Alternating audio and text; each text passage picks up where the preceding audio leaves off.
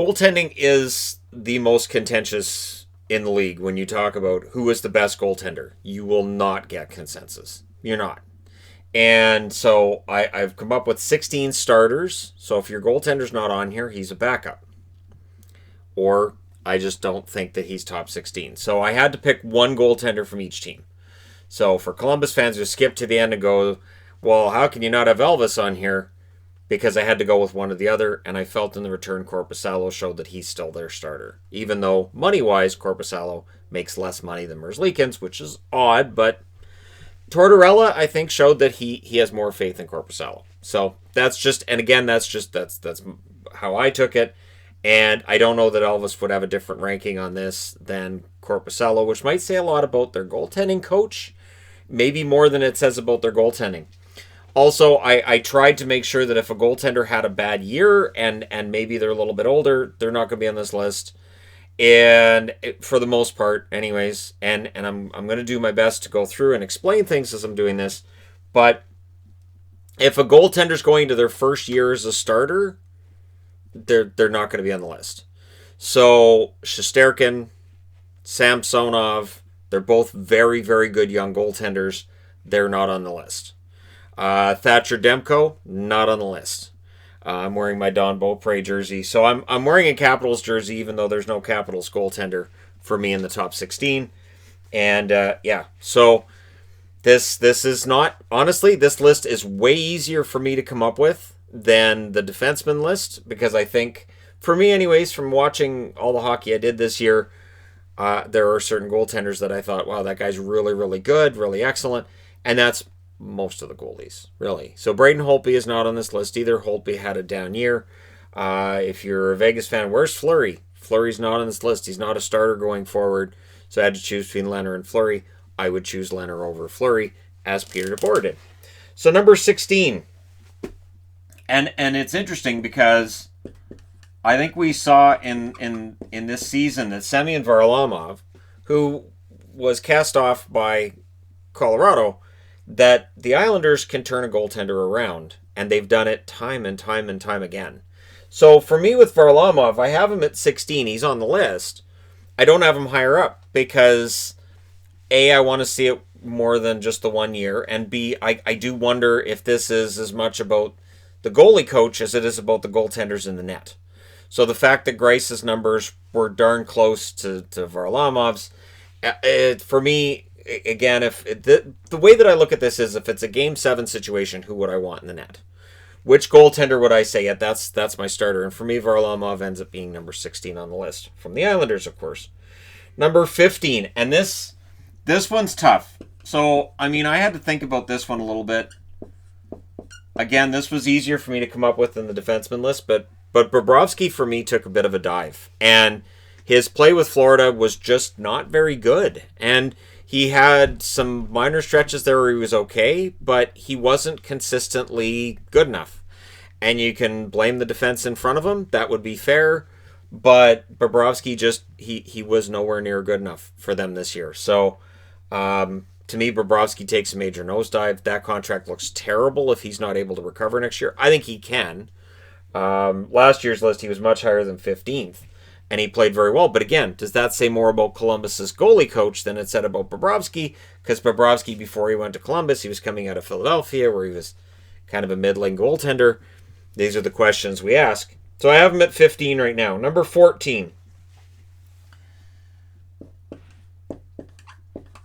So, last year in the playoffs, Blues fans were pretty convinced Binnington would never lose a series. Would never be second best goaltender in a series. A year and a bit later, right? Because the play-in came way later. Binnington is outclassed by the Vancouver Canucks and Jacob Markstrom. And there's going to be a lot of, see, he's a one-year wonder going on. I'm not writing him off as a one-year wonder, but I also don't have him as a top 10 goaltender in the National Hockey League. I think Binnington's good. I think he has a chance to bounce back. If Binnington does not bounce back, St. Louis is in some trouble. Because there were points this past year where Jake Allen looked like the better goaltender, especially on the road.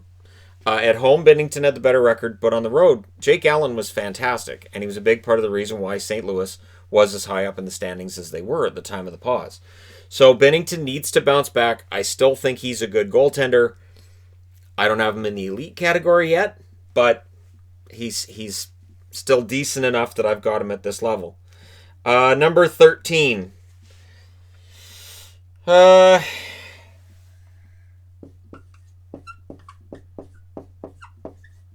Devils fans won't like it. Devils fans won't like seeing Blackwood at 13. But with Mackenzie, Blackwood, I have him at 13, in part because I think there are so many very good goaltenders in the league.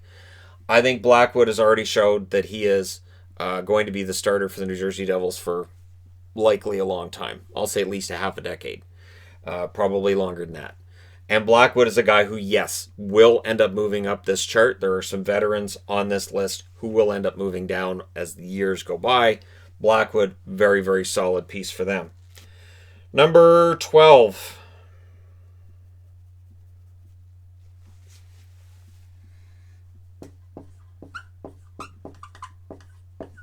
Darcy Kuemper. Kuemper, for me, the one thing with Darcy Kuemper is the injury concern side of it. He steals a game over Colorado, though. And he played very, very well against Colorado after having a really good series against the Nashville Predators. Kuemper is capable of stealing games. I do not understand why Arizona would even think of trading Darcy Kuemper.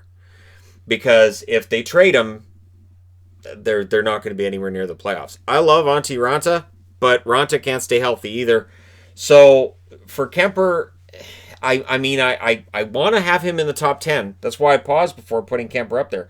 I want to have him in the top 10. I can't. The top 10 guys to me are just really, really good.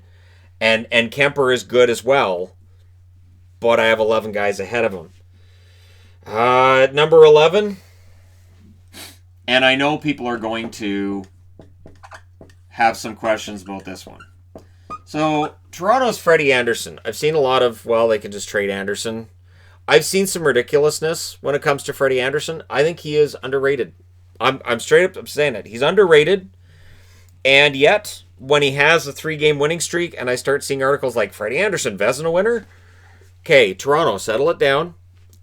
When he's on his hot streaks, he's very good. When he has his struggles, he has his struggles. He was not the reason they lost to Columbus in the play-in round, and yet I saw plenty of people complaining about Andersen. And if you lose a game and you get shut out and you go, well, yeah, we got shut out, but that goal, Freddie's got to have that. That's a problem. That's a problem that it feels to me like Freddie gets too much blame at times, where he's getting how much money, and how much money do those top 4 forwards get? Oh, right, yeah. So Freddie, of course, is UFA soon, and so that's why there's discussions of, well, Toronto's going to have to trade him because they may not be able to afford to keep him. I think Freddie Andersen, he'll get too much praise when he's playing well, but he is a very good goaltender. His stats have been solid. And I think if Toronto ends up moving him and they don't get back a really, really good goaltender.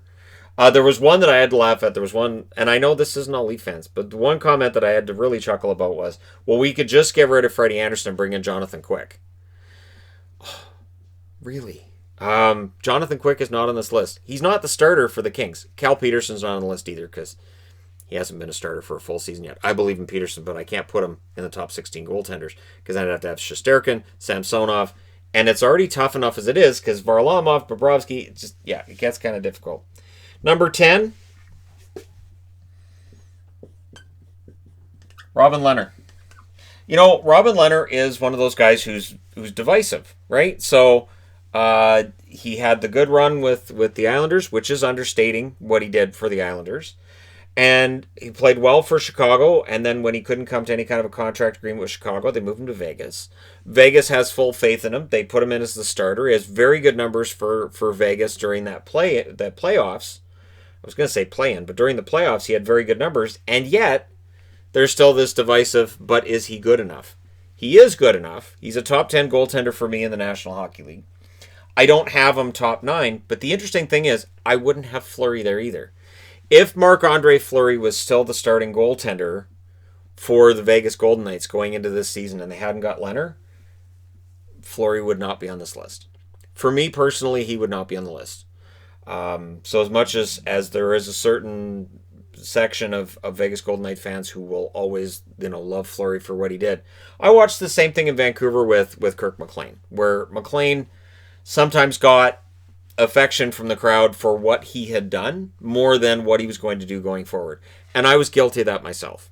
Where when Vancouver ended up trading him to Carolina, I was like, why are they doing this? This is terrible. But, in retrospect, it was a team doing what they had to do. Lehner is a very good goaltender, and I think Vegas fans are going to be happy with him in net. And he finally found a team that'll commit to him. Number 9. And number 9, the now departed from Vancouver, be nice to him in Calgary, Jacob Markstrom. Markstrom, and the funny thing is, I've seen people saying, well, he had one good year. That shows people aren't paying attention. He's had 2 very good years. He's had 2.5 pretty darn solid runs in terms of his seasons. Jacob Markstrom is for real. The one question mark with him is that he's 30. So are we going to see him continue that ascension, or have we seen his best already? And with Markstrom, his determination, his heart, his drive, I'm not going to rule out that he gets better in Calgary than he was in Vancouver. I'm not going to rule out that Markstrom leads the Flames to second in the Canadian division if we have a Canadian division and Vancouver ends up missing the playoffs altogether. I'm not going to rule that out.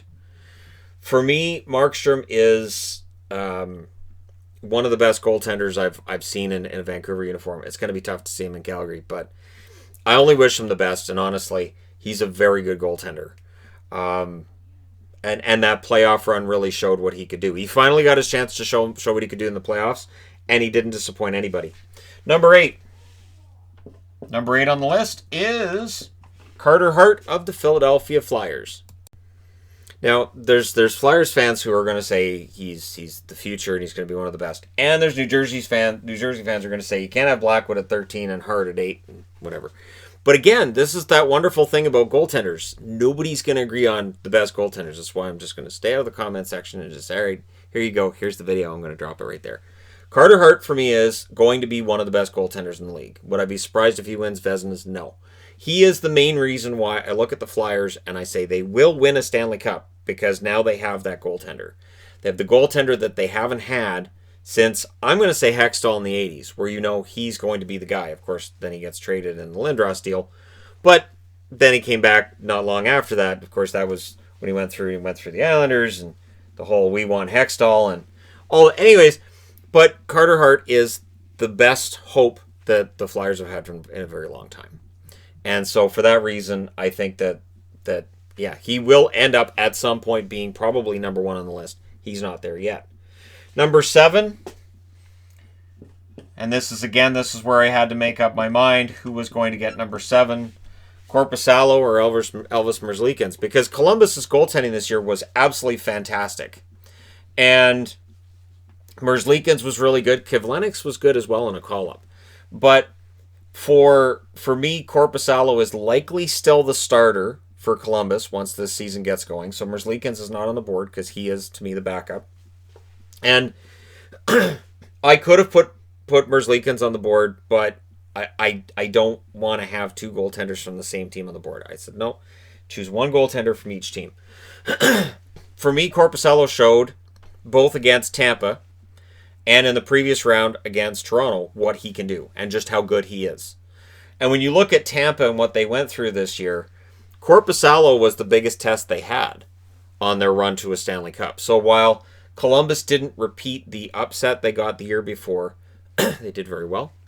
And in the end, we saw that Korpisalo, while he's paid a little bit less than Merzlikins, he is still likely going to be their starter.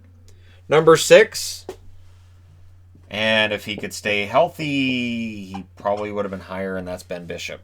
So this is again, this means Hudobin's not on the list because Hudobin is still the backup for Dallas. But as much as I loved Hudobin's run, if he had signed somewhere else, he wouldn't be in the top 16. Because again, that was a great playoff run, gets to the Stanley Cup Finals, but Hudobin doesn't really project to be a starter. So for me, Ben Bishop is absolutely one of the best goalies when he's on and when he's healthy. And it's that when he's healthy part that to me bumps him down to 6. Because his he's injured regularly, and as great as he is, it's a matter of staying in the lineup and not getting hurt. And so I have Bishop at number 6. And he's older than people think as well. He's 33, I believe, right now. So, which kind of surprised me because it doesn't feel like he's been around that long, but I've been around longer, so maybe it's just one of those, relatively speaking. Number 5, and I went back and forth on number 5. If you're not an Anaheim fan and you don't think John Gibson belongs in the top 5, totally understood. Anaheim has kind of been flying under the radar for years. But John Gibson is one of the best goalies in the league, and he's just playing on a team that's going through a rebuild. Honestly, Gibson is, I think, at some point in time, at least going to end up top 3 in Vezina voting. The team's going to have to get better for him to get there. But I still, in a Game 7 situation, would say, yep, I would take Gibson. And again, there are going to be some debates along the way. That's why you just stay out of the comment section, Shannon. This one's gonna drop, and you're just gonna walk away, and you go, there you go. There's my top 16 goaltenders. Here you go, John Gibson at number 5, and debate. Number 4, I went back and forth on this one as well. So Tuukka Rask. Tuukka Rask had a very good year. Jaro Halak had a very good year as well. Tuukka Rask, of course, leaves the bubble, didn't play particularly well in the bubble, and we found out he was distracted during that time. And all the debates about, is this going to be his final year? The reality is that when Tuukka Rask is playing well, when Tuukka Rask is dialed in, he is still one of the absolute best in the league. He was a finalist for the Vezina Trophy. And while I look at Rask and I say, you know what, I could justify taking Rask and dropping him down to, say, 9th. I can't, because the stats don't back it up. And for me, Tuukka, as long as he is mentally with it this year, if he wants to come in and play and he's 100%, behind playing this last year for the Bruins, which I believe will be the final year of his career, then to me, Tuukka Rask is still a top goaltender in the league. And he takes way too much blame from Boston fans when he loses. I don't understand it. I don't.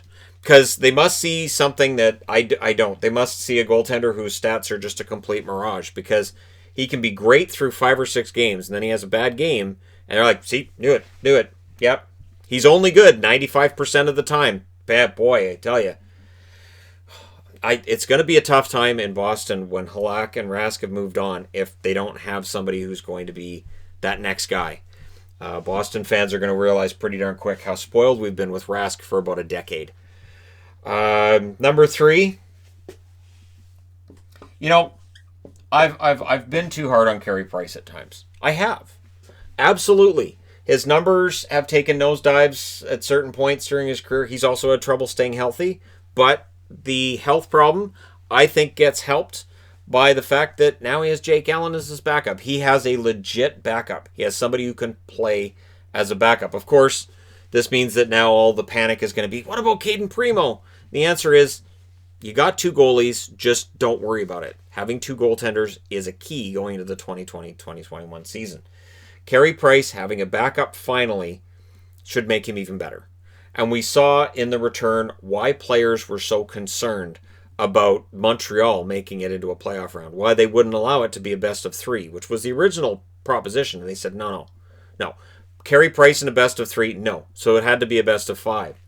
And that still wasn't enough for Pittsburgh. Carey Price was fantastic, and then against Philadelphia, he showed why he is one of the best goaltenders in the league, why he gets paid the amount that he does, and why EA Sports still ranks him really, really highly among goaltenders.